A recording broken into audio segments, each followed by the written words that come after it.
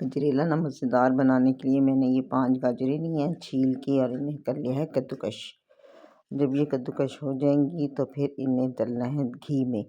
ज़्यादा तो ये है कि देसी घी में तलें तो अच्छा है। तो ये लिए हैं तकरीबन पौन कप चावल और इन्हें मैंने भिगो दिया है 1-2 घंटे के लिए।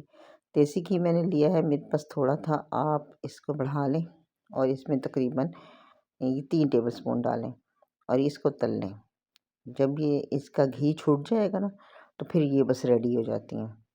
तो बस ये घी छूट जाएगा तो इसको निकाल के अलग कर लें। अब इसी देगची में उबाल लें चावल।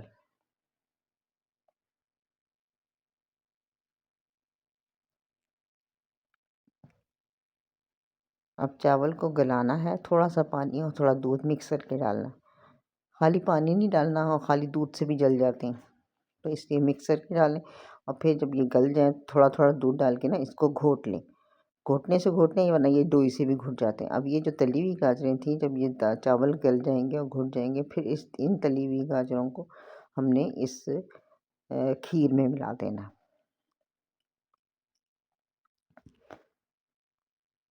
तो इसमें जब मिलाते जाएं और थोड़ा थोड़ा चलाते जाएं, तो ये ज़रा गजरेला हमेशा थोड़ा गाढ़ा ही बनता है। और चावल इसमें जो होते हैं वो फिरनी वाले चावल यानी पिसे हुए चावल नहीं होते, ये थोड़े साबित कुछ टूटे हुए चावल होते हैं। और इससे घोटने से इसका लेस आता है, पीसने से इसका लेस नहीं आता।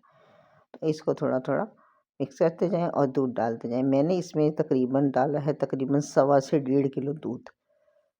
तो कुछ दूध तो डाला था चावल उबालने में, उसके बाद इसमें थोड़ा थोड़ा करके डाला है। तो ये तकरीबन मेरा लगभग 1.5 किलो दूध इसमें डाला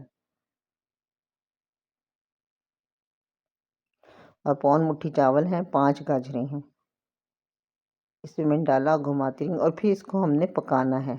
इतनी देर हमने इसको पकाना है कि ये जो गाजर है ना ये भी गल जाए, ये मुंह में गजर गजर ना आए, और चावल तो गले हुए ही हैं लेकिन ये यकजान हो जाएं दोनों। अच्छा, कद्दूकस करके बनाने से इसका शक्ल बड़ी अच्छी बनती है। अगर बारीक काट के या कुचल के या पीस के बनाएंगे ना गाजरों, तो वो बिल्कुल मुख्तलिफ शक्ल बनेगी और अच्छी भी नहीं लगेगी। बस इसको पकाना है और इस चीनी मैंने इसमें अपने हिसाब से डाली है, मीठा अपने हिसाब से डालें, कम ज़्यादा आप कर सकते हैं। और इसे तकरीबन आधा घंटा पकाया है, आधा पौना घंटा पकेगा तो ये फिर गल जाएगा। मैंने चीनी कम डाली है, आप इसमें डालें। और इसमें जो मेवा डलता है ना वो ज़्यादातर डलता है बादाम, काजू, नारियल और पिस्ता, और अखरोट नहीं डलता। तो मुझे ये बादाम पिस्ता पसंद है, तो ये कुछ मैंने इसमें साबित डाला है इसके अंदर, और कुछ ऊपर ये गार्निशिंग के लिए रखा है। अब जब ये तैयार हो जाएगा तो इसमें इलायची पीस के डालिए, छोटी इलायची या बड़ी इलायची, वैसे ज़्यादातर बड़ी इलायची डलती है, फिर जो आपको मुनासिब लगे। और ये तकरीबन 5 प्यालियाँ छोटी और 2 ये तकरीबन छोटे डोंगे या एक बड़ा डोंगा बन जाता है।